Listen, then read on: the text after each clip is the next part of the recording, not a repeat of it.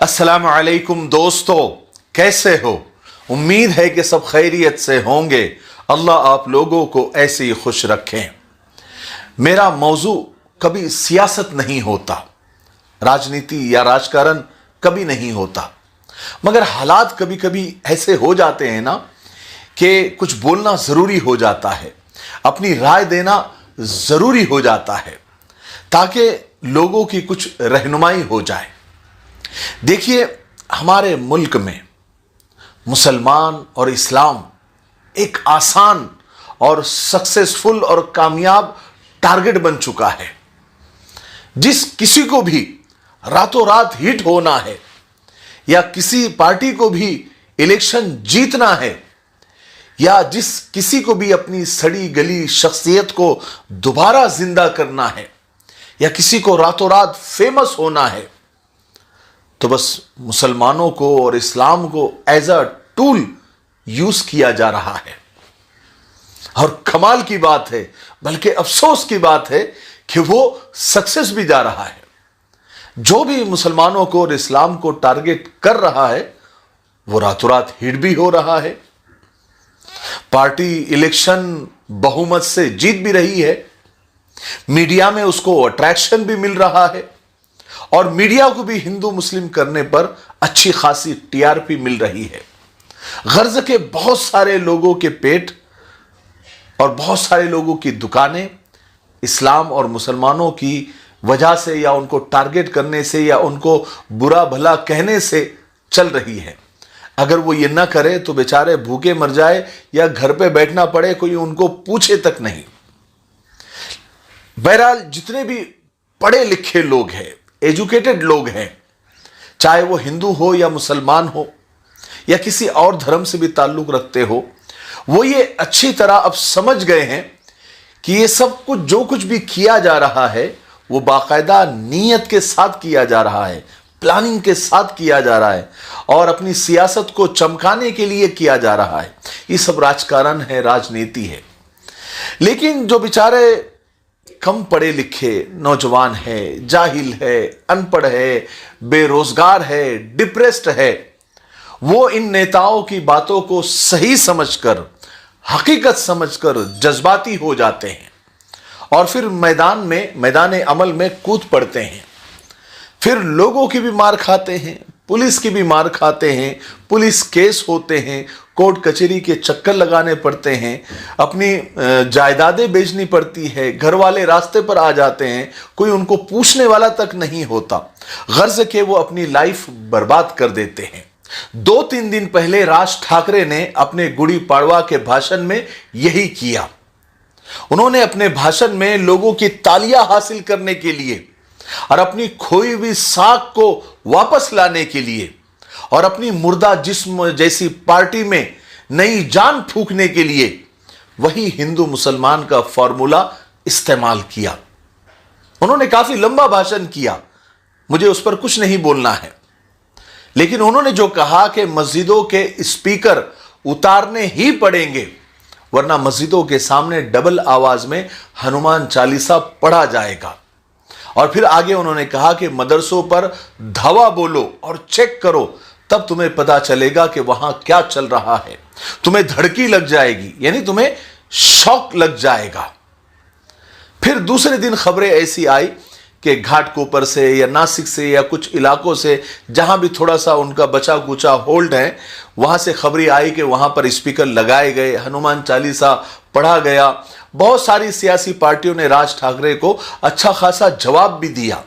अब मेरा इस मामले में कहना यह है कि अगर खुदा न खास्ता कुछ दिनों में हमारे हिंदू भाई मस्जिद या मदरसे के सामने लाउड स्पीकर लगाएं या लाउड स्पीकर लगाकर वहां पर जोर की आवाज में डबल वॉल्यूम में हनुमान चालीसा लगाते हैं, तो उनके साथ कैसा मामला किया जाए, उनसे कैसे निपटे। एक रास्ता तो यह है कि जो चल रहा है चलने दे, खामोश रहे, किसी से कुछ भी ना कहे। और दूसरा रास्ता यह है कि जवाब दे, लड़े, जिससे माहौल खराब हो, दंगा फसाद हो जाए और फिरका परस्त लीडर और नेता तो यही चाहते हैं कि ऐसा कुछ हो जाए, कुछ दंगा हो जाए, कुछ फसाद हो जाए।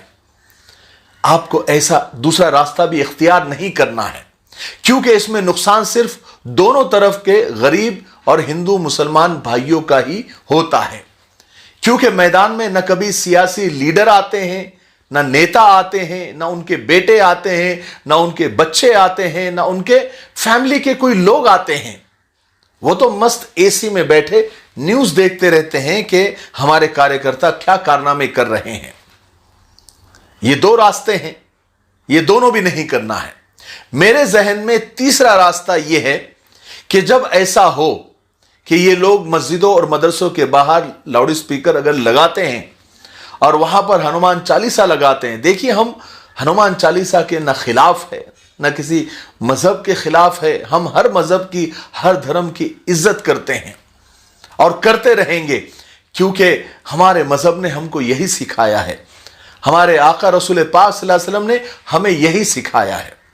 अगर ऐसा होता है कि मदरसों और मस्जिदों के बाहर लाउड स्पीकर लगाकर ये हनुमान चालीसा लगाते हैं, तो आप लोगों को नाराज नहीं होना है, जज्बात में नहीं आना है, गुस्से में नहीं आना है। क्योंकि अगर हम जज्बात में आ गए तो जज्बात सामने से भी आ सकते हैं, फिर वही फसाद हो सकता है, दंगा हो सकता है, बात बिगड़ सकती है। मेरी राय इसमें यह है कि हमें आपदा को अवसर में बदलने की कोशिश करनी चाहिए, यानी मौके का फायदा उठाना चाहिए। अब पता नहीं कितने लोग इस बात से सहमत होंगे। हम इस मौके पर हिकमत के साथ जो हमारे मस्जिद और मदरसों के बाहर हिंदू भाई आए हैं, क्योंकि वो बाहर से तो नहीं आए होंगे, वही हमारे इलाके के उन्हीं के ब्रांच के या उन्हीं के शाखा के या रोज मिलने वाले, रोज दिखने वाले लोग होंगे। और अगर बाहर से भी आए होंगे तो 5, 10, 20 लोग अपने जान पहचान वाले ही होंगे। तो आप उनसे बातचीत करने की कोशिश करें, उनसे संवाद करें और उन्हें मस्जिद में या मदरसे में आने की दावत दें। उन्हें अंदर बुलाएं, मस्जिद में बुलाए, मदरसों में बुलाए, उन्हें चाय शरबत पिलाएं और इसी बहाने से उनको मस्जिदों का और मदरसों का दौरा कराएं। उन्हें बताएं कि हमारे मदरसे में क्या होता है, हमारे मस्जिदों में क्या होता है, हम क्या करते हैं, क्या पढ़ते हैं। मस्जिद का, मदरसे का एक एक कोना उन्हें बताएं, ताकि उनकी गलतफहमियां दूर तो हो। उन्हें बताए तो सही कि हमारे मदरसों में और मस्जिदों में क्या एक्टिविटी होती है। उन्हें हकीकत का पता तो चले कि हमारे मदरसों में शांति का पाठ पढ़ाया जाता है, वतन से मोहब्बत सिखाई जाती है।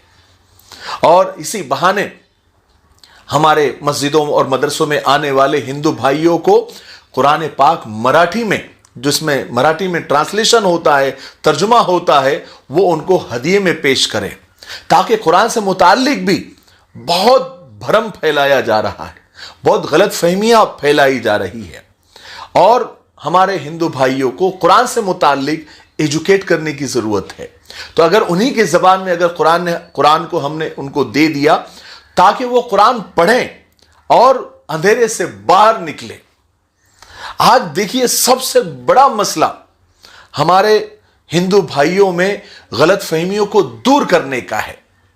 जिस तेजी के साथ और जिस चालाकी के साथ हमारे सदियों की भाईचारगी को और आपसी मोहब्बत को खत्म करने की कोशिश की जा रही है, और इस्लाम और मुसलमानों का खामखा डर उन हिंदू भाइयों के और दूसरे मजहब वालों के दिलों में बिठाया जा रहा है, उनको दूर करने की आज सख्त जरूरत है। उसी तेजी के साथ न सही, कम से कम शुरुआत तो करें।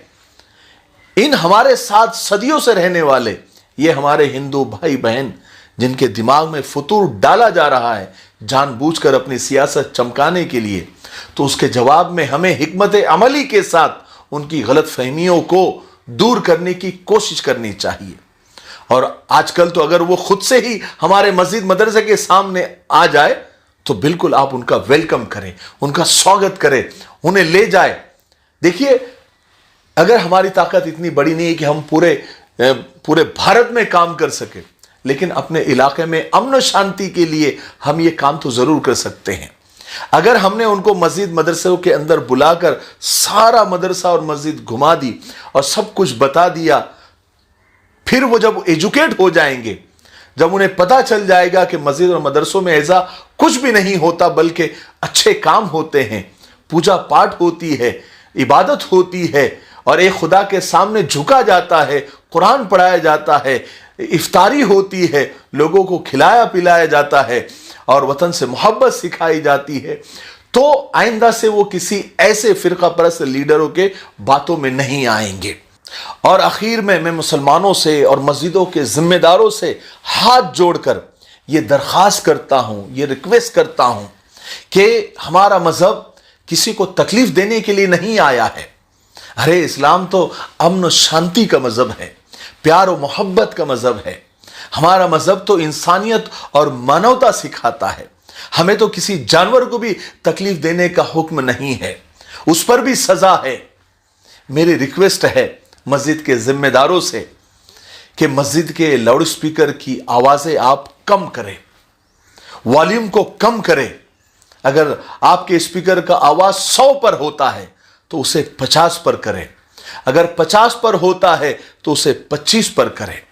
मैं आपको मेरी बात बताऊं, मैं जिस इलाके कोंडवा में रहता हूं, यहां की सबसे बड़ी मस्जिद है पूना की, जहां पर 5000 लोग बैक वक्त नमाज पढ़ते हैं, बल्कि उससे ज्यादा भी। मैं 17 साल तक मैं उस मस्जिद का जिम्मेदार रहा। 2000 में मस्जिद शुरू हुई, आज तक वो चल रही है। वो मस्जिद फुल रहती है, लेकिन उस मस्जिद पर लाउड स्पीकर नहीं है। वहां पर स्पीकर में अजान नहीं दी जाती, बल्कि मस्जिद के बाहर खड़े रहकर एक मुअज्जिन अजान दे देता है और मस्जिद फुल हो जाती है। आजकल मोबाइल का जमाना है, सबको सब पता है, सहरी का भी वक्त पता है, इफ्तारी का भी वक्त पता है और नमाजों का भी वक्त पता है। लोग अलार्म लगा के रखते हैं, ऐसे ऐसे एप्लीकेशन निकल गए हैं कि अगर उसको एक बार सेट कर दिया जाए तो जिंदगी भर आपको हर नमाज के वक्त तो वो मोबाइल खुद अजान की आवाज देता है और आपको पता चल जाता है कि अजान का वक्त क्या है, नमाज का वक्त क्या है। तो लोगों को बुलाने के लिए इतना वॉल्यूम हाई करना कि आपके आसपास के लोग डर जाए, ये जरूरी नहीं है। देखिए, नमाज फर्ज है, लाउड स्पीकर नहीं। कम से कम आखिरी दर्जे में मेरी ये रिक्वेस्ट, मेरी ये दरख्वास्त आप मान ले, बल्कि मान ही ले कि जहां पर मुसलमानों की आबादी कम है और हमारे हिंदू भाइयों की या दूसरे मजहब के लोगों की आबादी ज्यादा है, वहां पर मस्जिद के लाउड स्पीकर की आवाज बिल्कुल कम से कम हो, जिससे दूसरों को तकलीफ ना हो। देखिए मेरे भाइयों, एक कदम हमें भी बढ़ाना होगा। मुझे उम्मीद है कि मेरी आज की बातें आप समझ गए होंगे और इस पर आपको मेरी राय भी पसंद आ गई होगी, या आपके जहन में कोई और रास्ता है इस तरह के मसाइल को हल करने का, तो कमेंट सेक्शन में ज़रूर बताइए। और आज की मेरी राय आपको कैसी लगी वो भी आप कमेंट में ज़रूर बताइए। मैं आपके कमेंट का इंतज़ार कर रहा हूँ।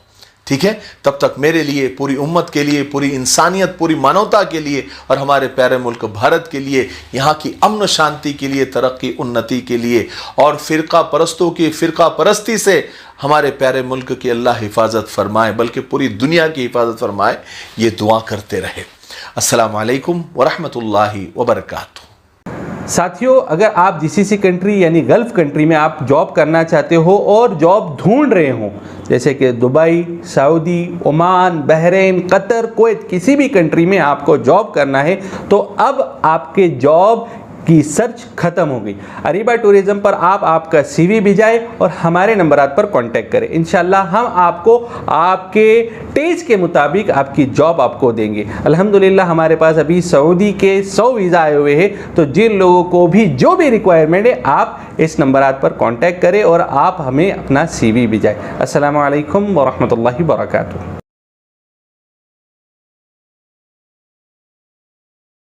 अस्सलामु अलैकुम वरहमतुल्लाहि वबरकातुहू। मसाइल, फ़ज़ाइल और दीन की ज़रूरी मालूमात के लिए हमारे आसान दीन चैनल को विज़िट और सब्सक्राइब करें। लिंक डिस्क्रिप्शन में मौजूद है।